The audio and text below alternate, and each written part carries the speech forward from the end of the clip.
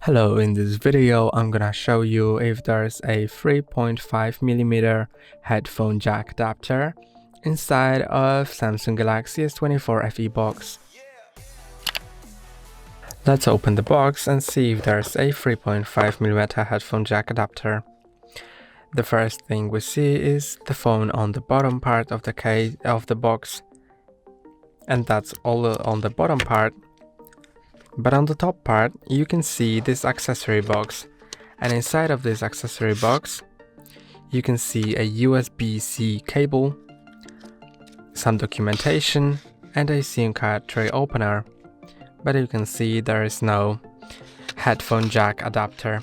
That's all for today. Don't forget to like and subscribe. See you next time.